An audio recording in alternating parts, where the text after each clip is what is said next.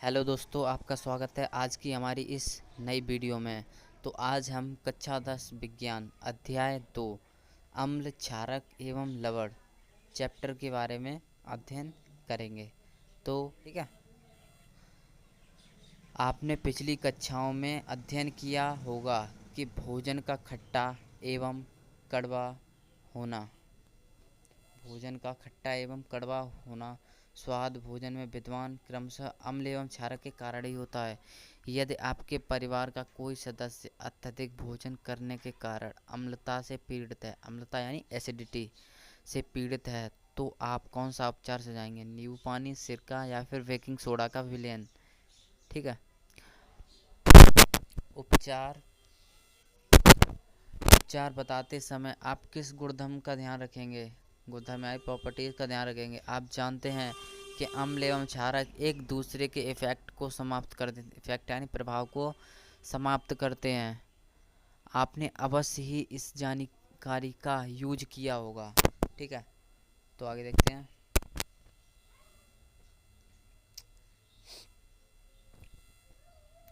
याद कीजिए कि कैसे हमने बिना स्वाद चखे ही खट्टे एवं कड़वे पदार्थों की जांच कर ली थी। आप जानते हैं कि अम्लों का स्वाद खट्टा होता है तथा यह नीले लिटमस पत्र को लाल कर देते हैं, जबकि क्षारकों का स्वाद कड़वा होता है और ये लाल लिटमस को नीला कर देते हैं। ठीक है, लाल लिटमस पत्र को नीला कर देते हैं। देखो, लिटमस एक प्राकृतिक सूचक है। इसी प्रकार हल्दी यानी कि जो टर्मेरिक होती है, जो हम घर में यूज करते हैं, वो भी ऐसा ही एक प्राकृतिक सूचक है। ठीक है।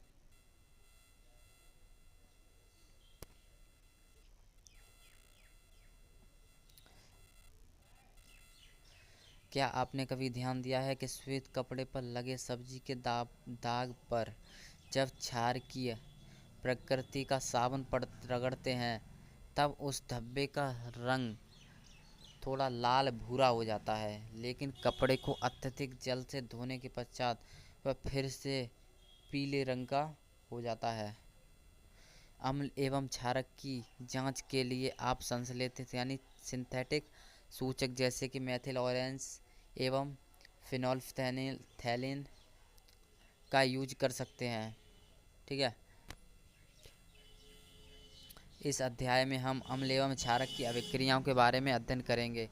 हमें जानकारी प्राप्त होगी कि अम्ल एवं क्षारक कैसे एक दूसरे के प्रभाव को नष्ट कर देते हैं, समाप्त कर देते हैं। साथ ही दैनिक जीवन में पाई जाने वाली तथा उपयोग की जाने वाली बहुत सी रोचक वस्तुओं के बारे में हम इस अध्याय में अध्ययन करेंगे। ठीक है, तो आगे चलते हैं। देखो, क्या आप जानते हैं कि लिटमस विलयन बैंगनी रंग का रंजक होता है? थैलोफाइटा समूह के लाइकेन पौधे से निकाला जाता है। देखो, जो लिटमस विलयन बैंगनी रंग का जो रंजक होता है, वो थैलोफाइटा ग्रुप के लाइकेन पौधे से निकाला जाता है। प्रायः इसे सूचक की तरह यूज किया जाता है। लिटमस विलयन जब ना तो अम्लीय होता है ना ही क्षारीय होता है, तब यह बैंगनी रंग का होता है। बहुत सारे प्राकृतिक पदार्थ जैसे लाल पत्ता गोभी, हल्दी, डाई हाइड्रेंजिया, पिटूनिया एवं जेरानियम जैसे कई फूलों की रंगीन पंखुड़ियाँ किसी बिलियन में एवं क्षारक की उपस्थिति को सूचित करते हैं। इन्हें अम्ल क्षारक सूचक या कभी कभी केवल सूचक ही कह सकते हैं। ठीक है, तो आगे चलते हैं।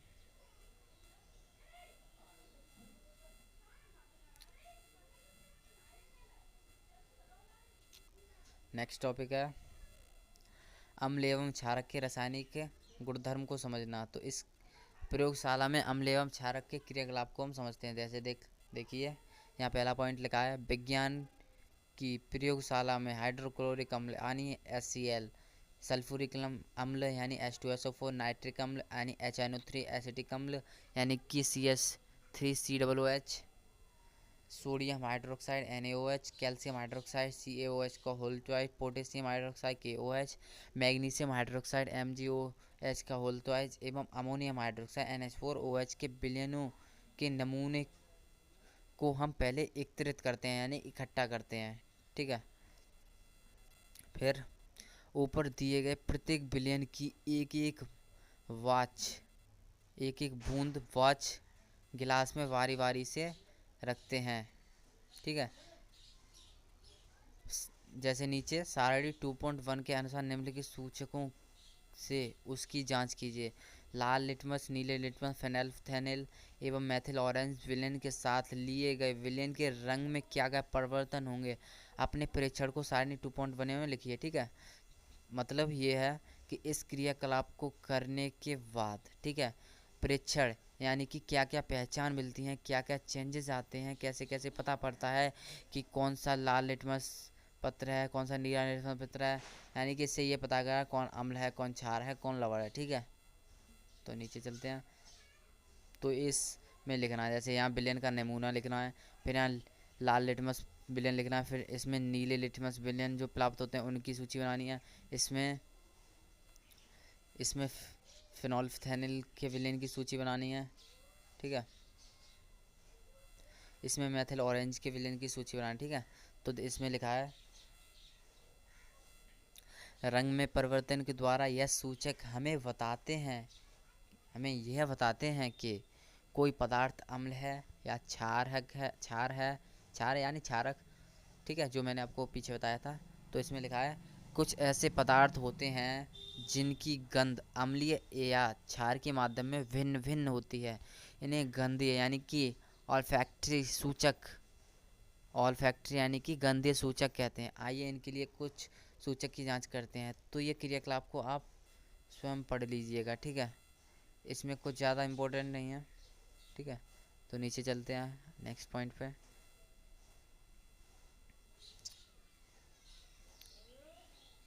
इसमें लिखा है आपके परीक्षण के आधार पर वैनिला, प्याज एवं लौंग के तेल में से किसे गंधे अल्फैक्टरी सूचक की तरह यूज किया जा सकता है। यानी कि जो ये ऊपर क्रियाकलाप था, इनके पहचान के आधार पर वैनिला, प्याज एवं लौंग के तेल में से किसे गंधीय सूचक की कैटेगरी में रखना सही होगा, ठीक है। तो इसमें लिखा है अम्ल एवं क्षारक के रासायनिक गुणधर्म को समझने के लिए आइए कुछ क्रियाकलाप और करते हैं, ठीक है। देखो,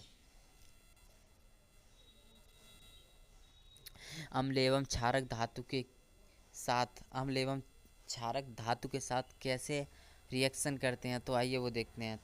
तो यहाँ हम एक क्रियाकलाप करते हैं। यहाँ लिखा है चित्र 2.1 के अकॉर्डिंग उपकरण व्यवस्थित कीजिए, ठीक है। जो ये चित्र 2.1 है, ये जो चित्र है ये 2.1 है, ठीक है। इस चित्र के अकॉर्डिंग हमें उपकरणों को एकत्रित यानी इकट्ठा करना है, ठीक है,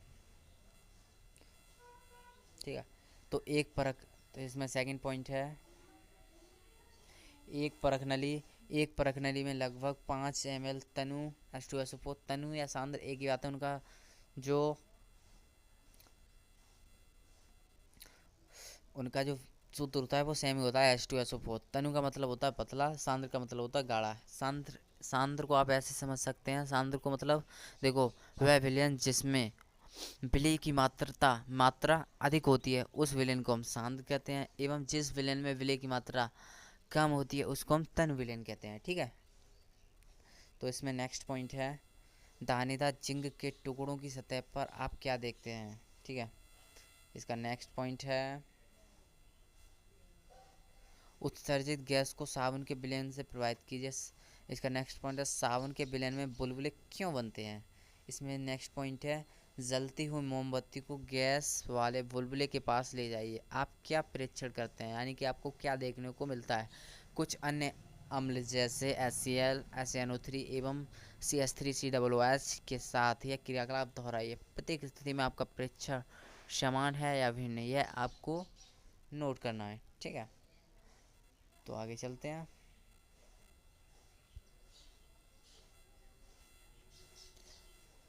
ठीक है,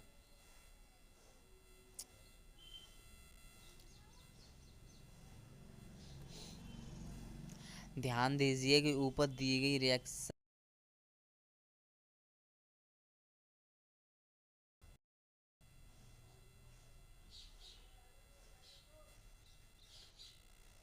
ध्यान दीजिए कि ऊपर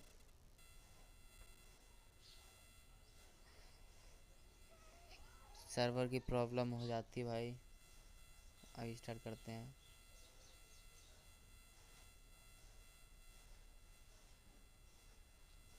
देखो,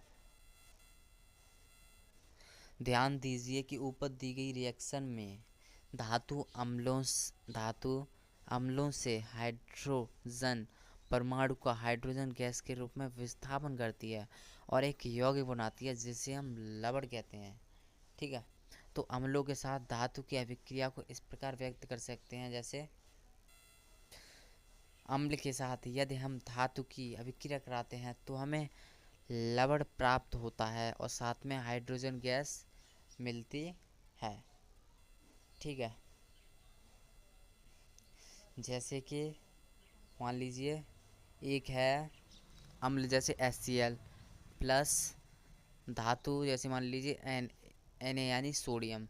जब HCl की रिएक्शन सोडियम के साथ कराएंगे तो हमें NaCl लवण प्राप्त होगा यानी कि नमक प्राप्त होगा, साथ में हाइड्रोजन गैस भी निकलेगी। ठीक है, तो यहाँ लिखा आपने जिन अभिक्रियाओं के प्रेक्षण किया है क्या आप उनका समीकरण लिख सकते हैं। ठीक है, तो आगे चलते हैं।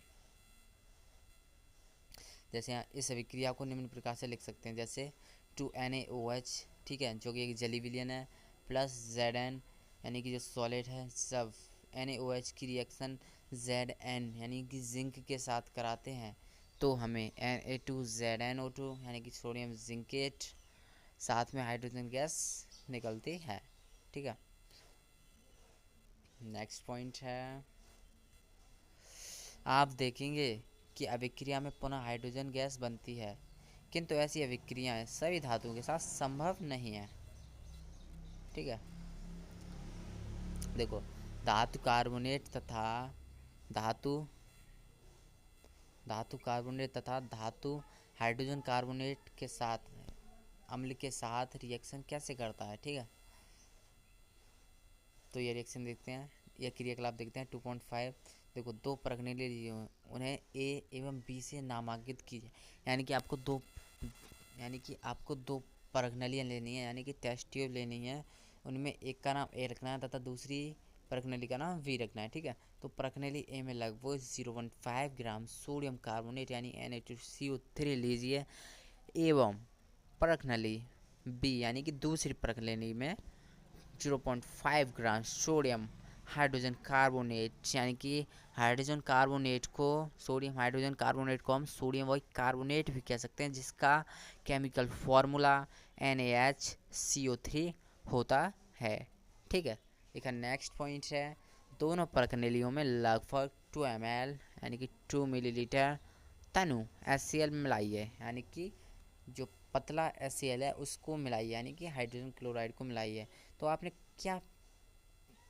आपने क्या नोटिस किया, क्या निरीक्षण किया, तो चित्र 2.2 के अनुसार, यानी कि जो ये लेफ्ट साइड में ये चित्र दिख रहा है, यह 2.2 के अनुसार प्रत्येक स्थिति में उत्पादित गैस को छूने के पानी यानी कि कैल्शियम हाइड्रोक्साइड का विलयन से प्रभावित कीजिए एवं अपने निरीक्षणों को अवलोकित कीजिए, यानी कि प्रभावित करने के बाद जो आपको चीज़ें नोटिस होती हैं उनको आपको नोट कर लेना है। ठीक है, तो इसके देखते हैं।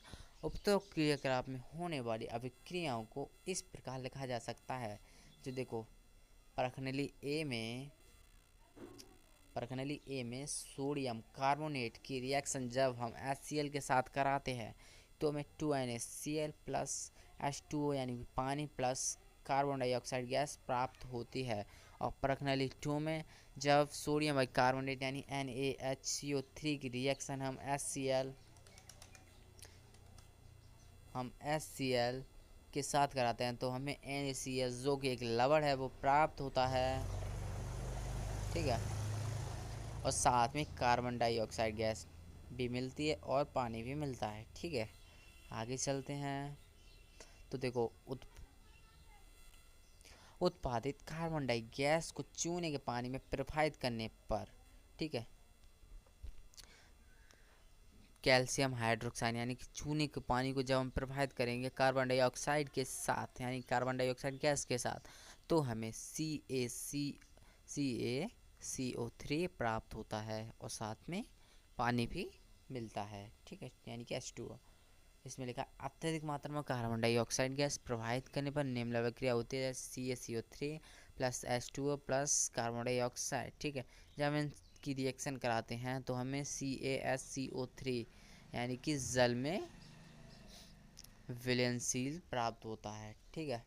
तो आगे देखते हैं, जैसे चूना पत्थर यानी कि लाइमस्टोन, खड़िया यानी चौक है, संगमरमर यानी मार्बल, कैल्शियम कार्बोनेट के विविध रूप हैं यानी कि प्रकार हैं।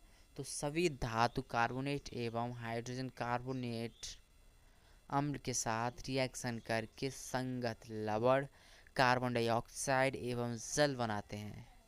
इस अभिक्रिया को इस प्रकार व्यक्त किया जा सकता है। देखो, जब धातु कार्बोनेट या धातु हाइड्रोजन कार्बोनेट की रिएक्शन हम अम्ल के साथ कराते हैं तो हमें लवण प्राप्त होता है, साथ में कार्बन डाइऑक्साइड गैस प्राप्त होती है और साथ में जल भी मिलता है, ठीक है। अब आगे देखते हैं,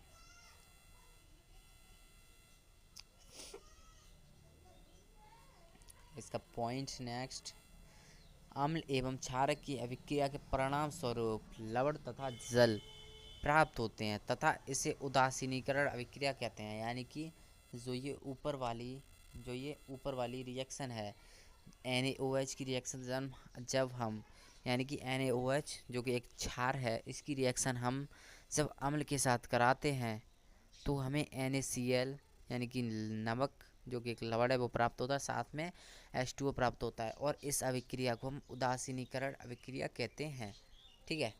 सामान्यतः उदासीकरण अभिक्रिया को इस प्रकार लिख सकते हैं, जैसे क्षारक और अम्ल की क्रिया होती है तो हमें लवण तथा जल प्राप्त होता है, ठीक है। आगे देखते हैं, नेक्स्ट पॉइंट है, अम्लों के साथ धात्विक ऑक्साइड के अभिक्रिया। बीकर में क्रियाकलाप 2.7 में देखते हैं, बीकर में कॉपर ऑक्साइड की अल्प मात्रा लीजिए यानी कि आधी मात्रा लीजिए एवं हिलाते हुए उसमें धीरे धीरे तनु हाइड्रोक्लोरिक अम्ल मिलाइए। विलयन के रंग पर ध्यान दीजिए, कॉपर ऑक्साइड का क्या हुआ। तो आगे देखते हैं हम,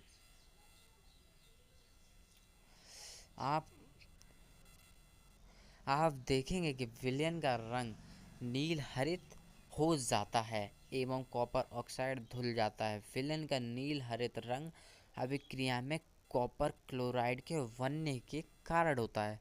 धातु ऑक्साइड एवं लवण के बीच होने वाली सामान्यतः अभिक्रिया को इस प्रकार लिखा जा सकता है, जैसे धातु ऑक्साइड की क्रिया जब हम अम्ल के साथ कराते हैं तो हमें लवण प्राप्त होता है और साथ में जल प्राप्त होता है, ठीक है। इसमें नेक्स्ट है, अब उपरोक्त अभिक्रिया को, जो ये ऊपर वाली रिएक्शन है अभिक्रिया के लिए एक समीकरण लिखकर उसे संतुलित कीजिए। क्षारक एवं अम्ल की अभिक्रिया के समान ही धात्विक ऑक्साइड अम्ल के साथ रिएक्शन करके लवण एवं जल प्रदान करते हैं। अतः धात्विक ऑक्साइड को क्षारकीय ऑक्साइड भी कहते हैं, ठीक है। तो आगे चलते हैं, इसमें नेक्स्ट है क्षारक के साथ अधात्विक ऑक्साइड की अभिक्रिया। तो देखो, क्रियाकलाप 2.5 में आपने कार्बन डाइऑक्साइड एवं कैल्शियम हाइड्रोक्साइड एक चूने का पानी के बीच रिएक्शन हुई देखी होगी। तो कैल्शियम हाइड्रोक्साइड को एक क्षारक है जो कि कैल्शियम हाइड्रोक्साइड यानी कि CaOH का होल तो है जो कि एक क्षारक है। जब कार्बन डाइऑक्साइड के साथ रिएक्शन करता है तो हमें लवण तथा जल प्राप्त होता है। चूँकि यह क्षारक एवं अम्ल के बीच होने वाली रिएक्शन के समान है, अतः हमें निष्कर्ष निकलता है कि जो अधात्विक ऑक्साइड अम्ल प्रकृति के होते हैं यानी कि एसिडिक नेचर के होते हैं, ठीक है।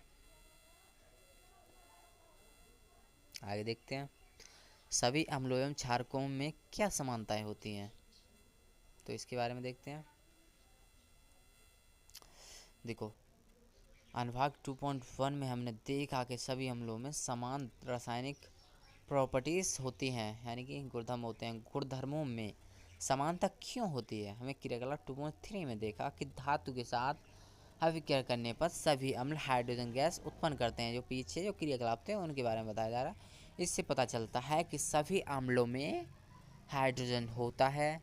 आइए एक क्रियाकलाप के माध्यम से हम जांच करते हैं कि क्या हाइड्रोजन युक्त सभी यौगिक एसिडिक नेचर के होते हैं, अम्लीय होते हैं। ठीक है, तो देखते हैं। जैसे क्रियाकलाप 2.8 में हम देखेंगे, जब ग्लूकोज अल्कोहल हाइड्रोक्लोरिक अम्ल सल्फ्यूरिक अम्ल आदि का विलयन लेते हैं तो एक कॉर्क पर 2 कीले लगाकर कॉर्क को 100 ml बीकर में रख देते हैं। ठीक है,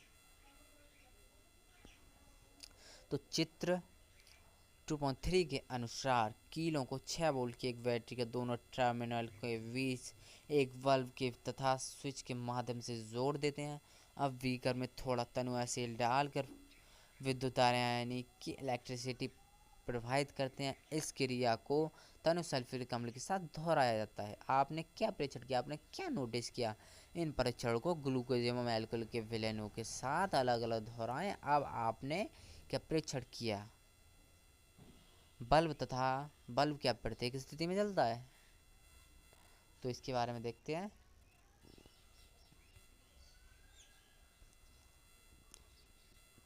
जैसे अम्ल की स्थिति में बल्ब जलने लगता है, जैसा कि चित्र 2.3 में दिखाया जा रहा है। जो ये चित्र है, ये 2.3 का चित्र है, इसमें दिखाया जा रहा है। परंतु अगर आप देखेंगे ग्लूकोज एवं अल्कोहल का विलयन विद्युत का चालन नहीं करते, यानी कि उनमें विद्युत धारा प्रवाहित नहीं होती। बल्ब के जलने से हमें यह पता चलता है कि इस विलयन में विद्युत यानी कि इलेक्ट्रिसिटी का प्रवाह हो रहा है। अम्लीय विलयन में विद्युत धारा का प्रवाह अम्ल में उपस्थित इन्हीं आयनों के द्वारा होता है, अर्थात जो आयन होते हैं वही आवेश का प्रवाह करते हैं। ठीक है, अम्लों में धनायन यानी कि पॉजिटिव हाइड्रोजन तथा ऋणायन जैसे HCl में Cl नेगेटिव, यानी कि जब हम HCl को तोड़ते हैं तो हमें H पॉजिटिव तथा Cl नेगेटिव आयन प्राप्त होते हैं। SNO3 में हमें NO3 नेगेटिव प्राप्त होता है। ठीक है, और H पॉजिटिव प्राप्त होता है। CH3COOH में CH3COO हमें नेगेटिव प्राप्त होता है तथा H2SO4 में SO डबल पॉजिटिव हमें नेगेटिव प्राप्त होता है, डबल नेगेटिव प्राप्त होता है, डबल नेगेटिव प्राप्त होते हैं। चूँकि अम्ल में उपस्थित धनायन H पॉजिटिव हैं, इससे ज्ञात होता है कि अम्ल विलयन में धातु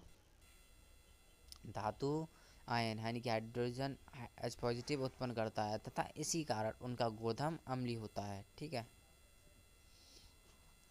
इसका नेक्स्ट पॉइंट है सोडियम हाइड्रोक्साइड, कैल्शियम हाइड्रोक्साइड आदि जैसे क्षारकों का उपयोग करके इस क्रियाकलाप को हम दोहराएंगे। इस क्रियाकलाप के परिणाम से आपको क्या निष्कर्ष निकलता है उसको नोटिस करना है। देखो,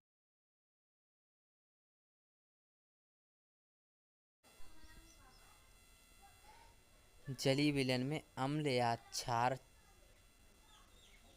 का क्या होता है, यानी कि जो जलीय विलयन होता है उसमें अम्ल या फिर जो क्षारक होते हैं उनका क्या होता है।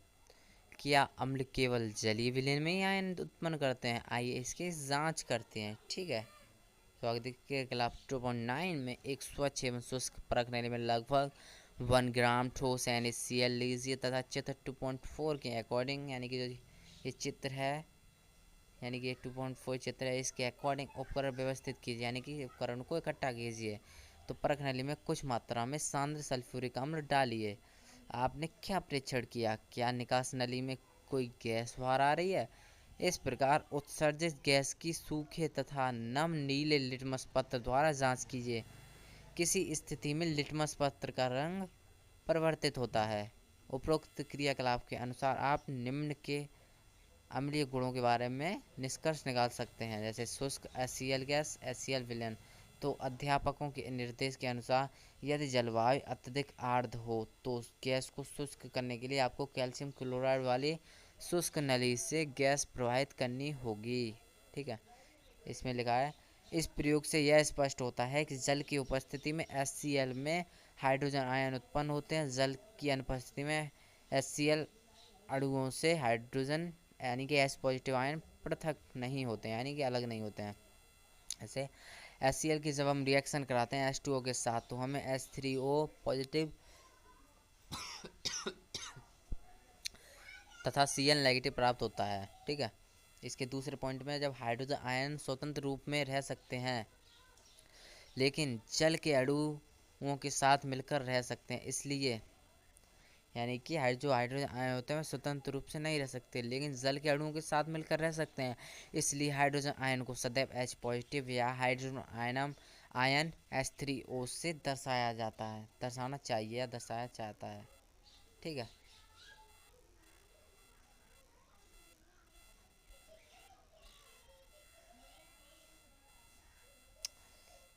दर्शाया जाता है। ठीक है, जैसे H पॉजिटिव प्लस H2O की जब रिएक्शन कराते हैं तो ये H पॉजिटिव आयन H2O के साथ मिलकर H3 हो जाता है और ये पॉजिटिव चार्ज ऑक्सीजन पे जुड़ जाता है। ठीक है, तो हमने देखा कि अम्ल जल में H3O पॉजिटिव अथवा H पॉजिटिव आयन प्रदान करता है। आइए देखें कि किसी क्षारक को जल में घोलने पर क्या होता है। ठीक है, तो इसमें पहली रिएक्शन है जब NOH की रिएक्शन कराते हैं H2O उत्प्रेरक की उपस्थिति में तो हाँ तथा Na पॉजिटिव। आपने देखा होगा कि अम्ल जल में H3O पॉजिटिव अथवा H पॉजिटिव आयन प्रदान करते हैं। तो आइए देखते हैं कि किसी क्षारक को जल में घोलने पर क्या होता है। ठीक है, जो NaOH जो कि एक क्षारक है, जब इसको हम जल में घोलते हैं तो हमें Na पॉजिटिव तथा OH नेगेटिव आयन प्राप्त होते हैं। ऐसे ही जगह दूसरे में KOH यानी कि पोटेशियम हाइड्रोक्साइड जो कि एक क्षारक है, इसको जब हम जल में घोलते हैं तो हमें K पॉजिटिव तथा OH नेगेटिव आयन प्रदान होते हैं या प्राप्त होते हैं। ठीक है, MgOH के होल ट्वाइस को जब हम जल में घोलते हैं यानी मैग्नीशियम हाइड्रोक्साइड को जब हम जल में घोलते हैं तो हमें Mg डबल पॉजिटिव तथा 2OH नेगेटिव आयन प्राप्त होते हैं। ठीक है, क्षारक जल में हाइड्रोक्साइड आयन उत्पन्न करते हैं। ठीक है, तो इन जो ये ऊपर वाली रिएक्शन है इनसे हमें पता चलता है कि जो क्षारक होते हैं वो OH आयन उत्पन्न करते हैं। जल में अघुलनशील क्षारक को क्षार कहते हैं, यानी कि जब हम किसी क्षारक को जल में घोल देते हैं तो उसे हम क्षार कहते हैं। ठीक है, क्या आप जानते हैं सभी क्षारक जल में घुलनशील नहीं होते, जल में घुलनशील क्षारक को क्षार कहते हैं। इनका स्पर्श साबुन की तरह स्वाद कड़वा होता है। इनको छूने पर ऐसा लगता है जैसे साबुन है और यह स्वाद में कड़वे होते हैं तथा प्रकृति इनकी संक्षारक होती है। ठीक है, यानी कि इनमें जल्दी से जंग लग जाती है। इन्हें कभी भी छूना या चखना नहीं चाहिए क्योंकि ये हानिकारक होते हैं। ठीक है, अब आगे देखते हैं। क्या आप जानते हैं कि सभी अम्ल तथा सभी अम्ल H पॉजिटिव तथा सभी क्षारक OH नेगेटिव उत्पन्न करते हैं। अतः अब हम उदासीनी की अभिक्रिया को निम्न के रूप से प्रदर्शित कर सकते हैं। जैसे अम्ल को जब क्षार के साथ रिएक्शन कराते हैं तो हमें लवण तथा जल प्राप्त होता है। ठीक है, तो आगे देखते हैं। जल में अम्ल या क्षारक के घुलने की प्रक्रिया अत्यंत ऊष्माक्षेपी होती है। ऊष्माक्षेपी मतलब इनसे ऊष्मा निकलती है। जल में सांद्र नाइट्रिक अम्ल या सल्फ्यूरिक अम्ल को मिलाते समय अत्यंत सावधानी रखना चाहिए। अम्ल को सदैव धीरे धीरे तथा जल को लगातार हिलाते हुए जल में मिलाना चाहिए। सांद्र अम्ल में जल मिलाने पर उत्पन्न हुई ऊष्मा के कारण मिश्रण आस्फलित होकर बाहर आ जाता है। जो मिश्रण होता है वह बाहर निकल जाता है तथा आप जल सकते हैं। साथ ही अत्यधिक स्थानीय ताप के कारण प्रयोग में उपयोग किया जा रहा कांच का पात्र भी टूट जा सकता है। शांत सल्फ्यूरिक अम्ल के कैन यानी जो डिब्बा होता है, जो सोडियम हाइड्रोक्साइड की बोतल पर चेतावनी के चिन्ह पर ध्यान दीजिए। जल में अम्ल या क्षारक मिलाने पर अम्ल की सांद्रता H3O पॉजिटिव तथा OH नेगेटिव में प्रति इकाई आयतन में कमी हो जाती है। इस प्रक्रिया को तनुकरण कहते हैं। एवं अम्ल या क्षारक तनुकृत होते हैं। ठीक है, अब नेक्स्ट पॉइंट है, अम्ल एवं क्षारक के विलयन कितने प्रबल होते हैं। हम जानते हैं कि अम्ल क्षारक के सूचकों का उपयोग करके अम्ल एवं क्षारक में अंतर प्रदर्शित किया जा सकता है। पिछले अध्याय में हमने H पॉजिटिव तथा OH नेगेटिव आयनों के विलयनों की सांद्रता कम होना तथा तनुकरण के बारे में पढ़ा था। ठीक है, क्या हम किसी विलयन में उपस्थित आयनों की संख्या जान सकते हैं। क्या हम जान सकते हैं कि विलयनों में अम्ल एवं क्षारक कितना प्रबल है। इसको जानने के लिए हम सार्वत्रिक सूचक, जो अनेक सूचकों का मिश्रण होता है, उसका उपयोग करके ज्ञात कर सकते हैं। सार्वत्रिक सूचक किसी विलयन में हाइड्रोजन आयन की विभिन्न सांद्रता को विभिन्न रंगों में प्रदर्शित करते हैं। किसी विलयन में उपस्थित हाइड्रोजन आयन की सांद्रता ज्ञात करने के लिए एक स्केल विकसित किया गया है जिसे पीएच स्केल कहते हैं। इस पीएच में पी सूचक है पोसांस यानी कि पोटेंस, जो कि एक जर्मन शब्द से लिया गया जिसका अर्थ होता है शक्ति। इस पीएच स्केल से सामान्यतः 0 यानी कि अधिक अम्लता से 14 अधिक क्षारीयता तक पीएच को ज्ञात कर सकते हैं। साधारण भाषा पीएच को एक ऐसी संख्या के रूप में देखना चाहिए जो किसी विलयन की अम्लता तथा क्षारीयता को दर्शाते हैं। हाइड्रोनियम आयन की सांद्रता जितनी अधिक होती है उसका पीएच उतना ही कम होता है। ठीक है, अब आगे देखते हैं। किसी भी उदासीन विलयन के पीएच का मान 7 होगा। यदि पीएच स्केल में किसी विलयन का मान 7 से कम है तो वह अम्लीय विलयन होगा। यदि उसका पीएच मान 7 से अधिक है तो वह क्षारीय विलयन होगा। ठीक है, यदि पीएच 7 से 14 तक बढ़ता है तो वह विलयन में OH नेगेटिव की सांद्रता में वृद्धि को दर्शाता है, अर्थात यहाँ क्षार की शक्ति बढ़ रही है। सामान्यतः पीएच सार्वत्रिक सूचक अंतर्भारित पेपर द्वारा ज्ञात किया जाता है।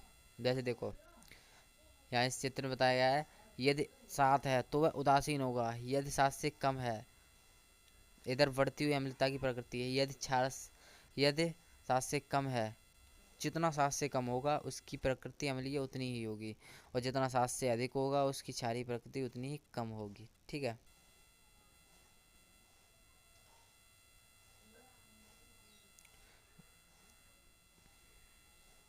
जैसे देखिए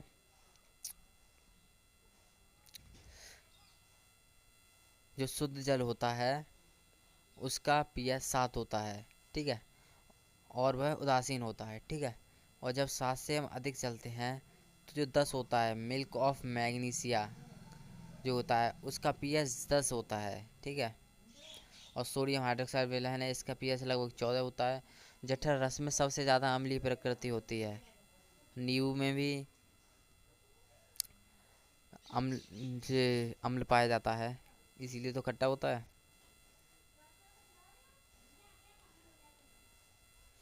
अम्ल तथा क्षारक की शक्ति विलयन यानी कि जो जल में क्रमशः H पॉजिटिव आयन तथा OH नेगेटिव आयन की संख्या पर निर्भर करती है।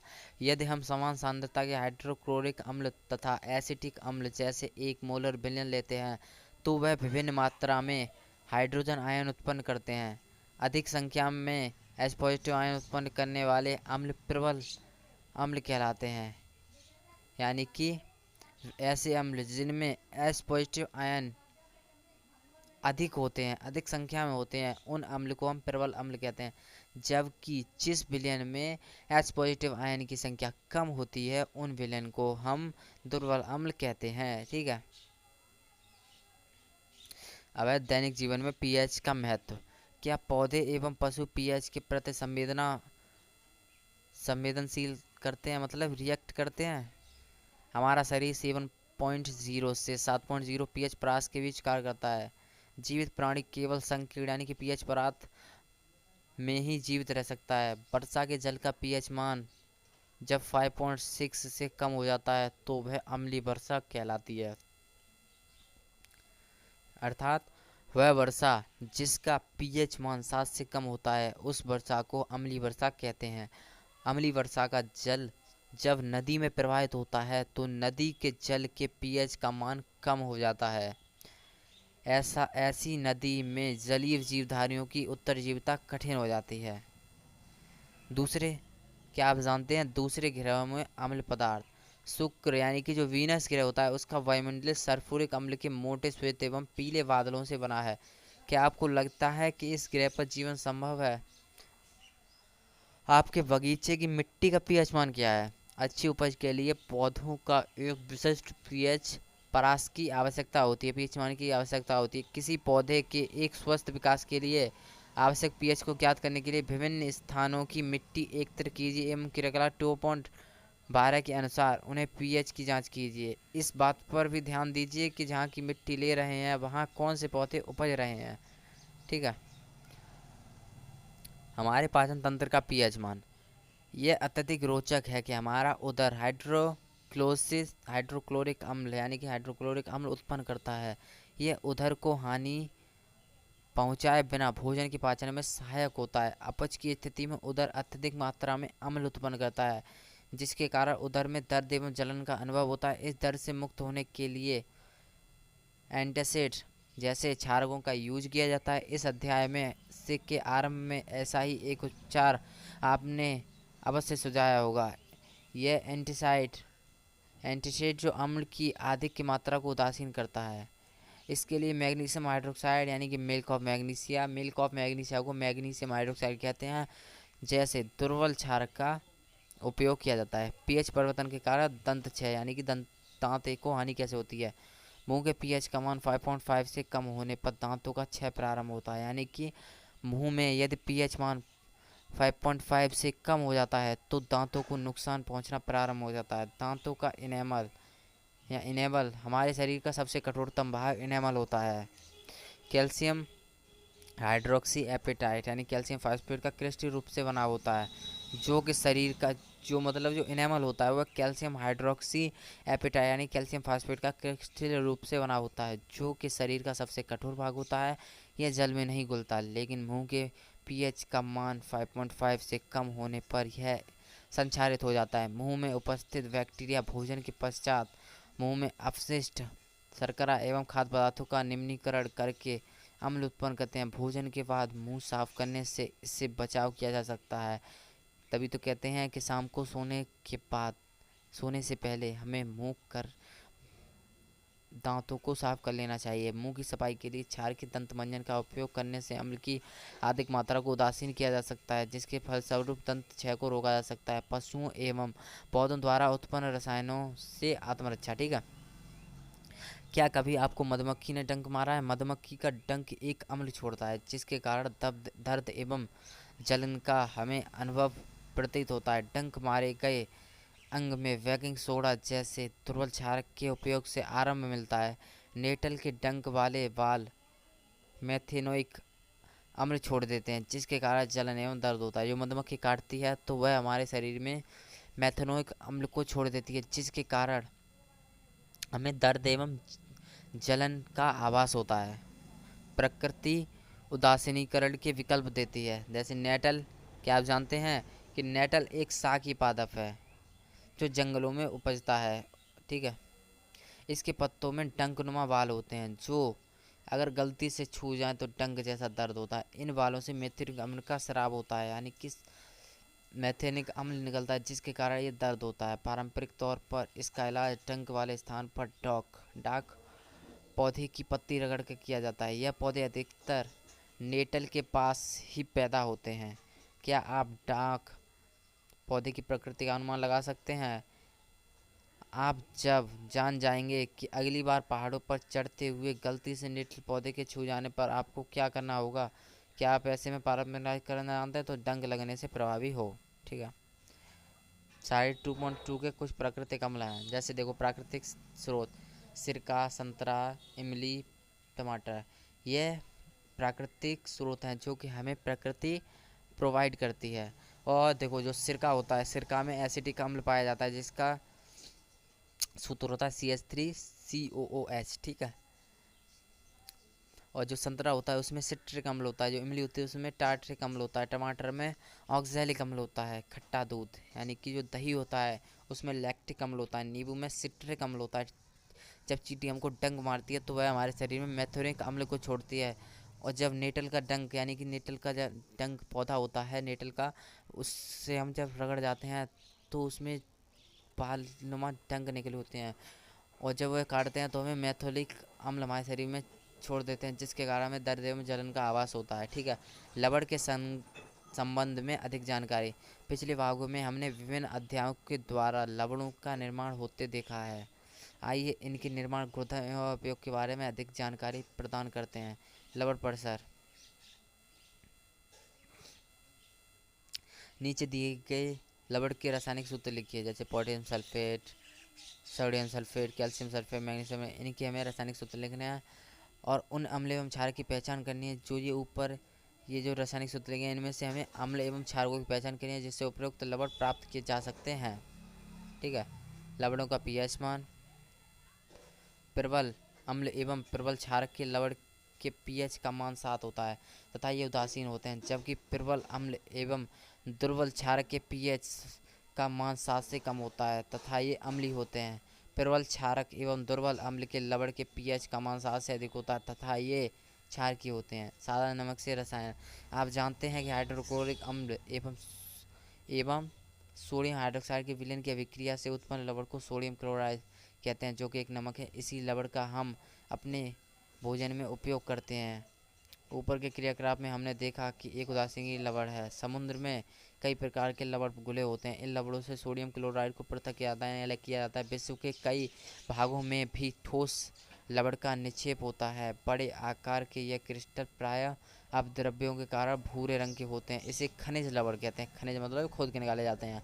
यह खनिज नमक तब बने जब युगों के व्यतीत होने के साथ समुद्र का कोई हिस्सा सूख गया। खनिज नमक का खनन भी कोयले की तरह होता है। आपने महात्मा गांधी के दांडी यात्रा के बारे में तो सुना ही होगा। क्या आप जानते हैं कि हमारे स्वतंत्रता संग्राम में नमक एक महत्वपूर्ण प्रतीक था?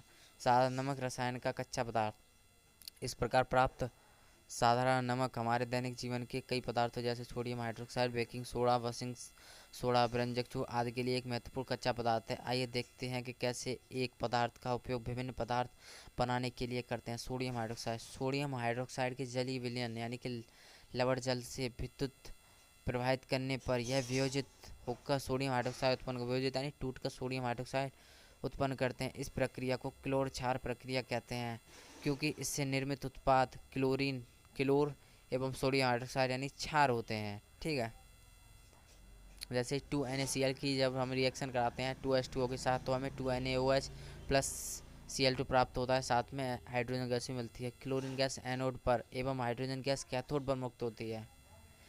कैथोड पर सोडियम हाइड्रोक्साइड विलयन का निर्माण भी होता है। इस प्रक्रिया से उत्पन्न हुए तीनों उत्पाद उपयोगी हैं।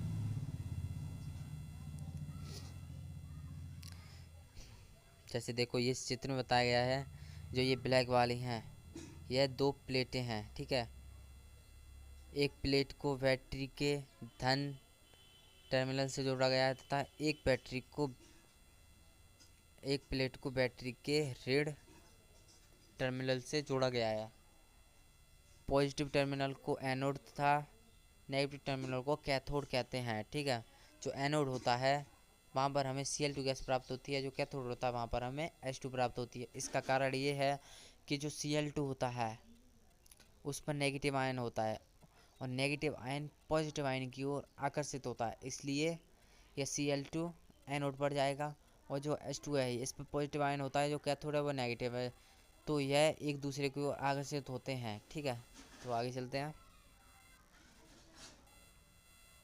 व्यंजक चूर्ण। आप जानते हैं कि जलीय सोडियम क्लोराइड के विद्युत अपघटन से क्लोरीन का निर्माण होता है। इस क्लोरीन गैस का उपयोग व्यंजक चूर्ण के निर्माण में उत्पादन में किया जाता है। शुष्क बुझा हुआ चूना यानी कि कैल्शियम हाइड्रोक्साइड CaOH का पर क्लोरीन की क्रिया से व्यंजक चूर्ण का निर्माण होता है। व्यंजक चूर्ण को CaOCl2 से दर्शाया जाता है। यद्यपि वास्तव संगठन काफ़ी जटिल होता है, जैसे तो इसमें यह रिएक्शन है CaOH का प्लस Cl2 यानी कि कैल्शियम हाइड्रोक्साइड की रिएक्शन जब हम क्लोरीन के साथ कराते हैं तो हमें CaOCl2 तथा जल प्राप्त होता है।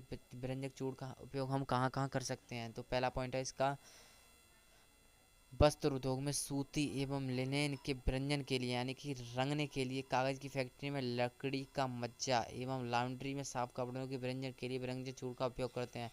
कई रासायनिक उद्योगों में एक उपापचय के रूप में इसका उपयोग किया जाता है। पीने वाले जल को जीवाणु से मुक्त करने के लिए भी व्यंजक चूड़ का उपयोग किया जाता है। बेकिंग सोडा का उपयोग आमतौर पर रसोई घर में स्वादिष्ट खस्ता, पकौड़े आदि बनाने के लिए किया जाता है। बेकिंग सोडा यानी जो खाने का सोडा होता है उसे ही बेकिंग सोडा कहते हैं।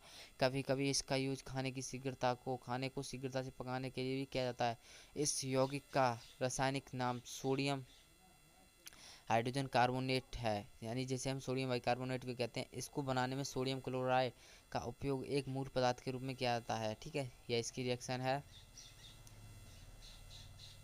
बेकिंग सोडा का यूज हम कहाँ कहाँ करते हैं, जैसे बेकिंग पाउडर बनाने में जो बेकिंग सोडा यानी कि सोडियम हाइड्रोजन कार्बोनेट होता है एवं टाइटेनिक अम्ल जैसा एक मंद खाद्य अम्ल का मिश्रण होता है। जब बेकिंग पाउडर को गर्म किया जाता है या जल में मिलाया जाता है तो निम्न अभिक्रिया बनती है। जैसे सोडियम बाइकार्बोनेट को रिएक्शन जब H पॉजिटिव के साथ कराते हैं तो हमें CO2 गैस तथा NH2O प्राप्त होता है, साथ में अम्ल का सोडियम लवण प्राप्त होता है। ठीक है, इस अभिक्रिया से उत्पन्न कार्बन डाइऑक्साइड के द्वारा पावरोटी या केक में खमीर उठाया यानी कि फूल लाया जा सकता है तथा इससे ये मुलायम एवं स्पंजी हो जाते हैं।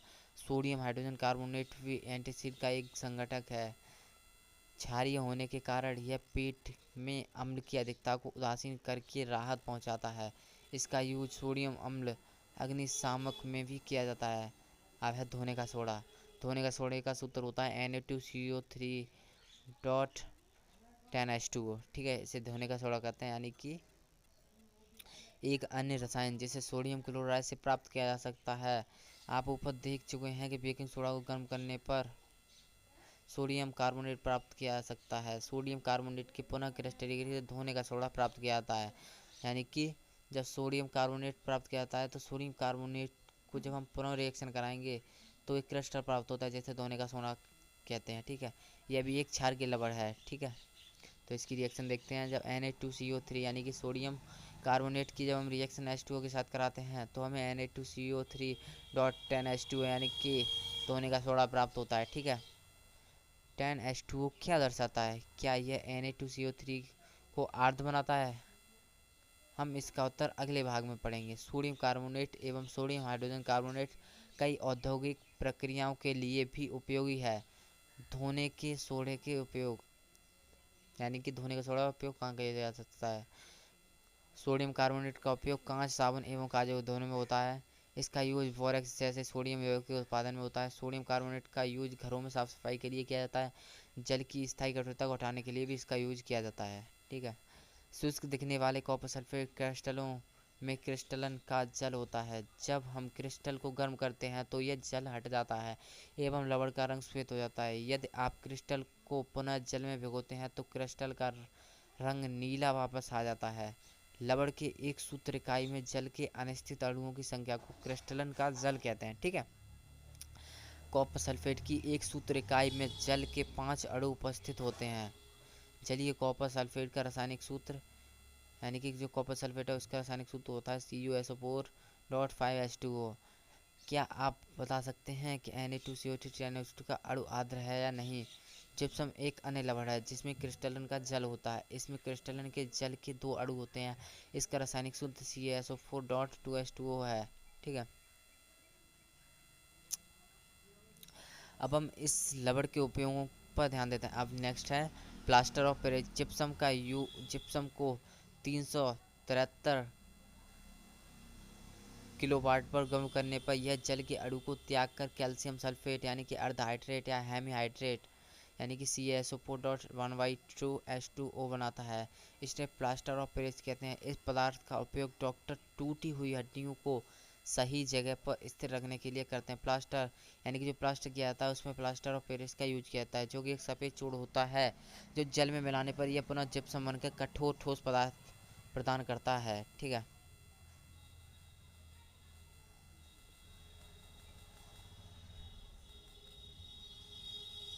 आगे देखते हैं। अब आपने क्या सीखा? ठीक है, तो इसमें वो चीज़ दिखी हैं जो आपने सीखी हैं। ये अभ्यास के प्रश्न हैं।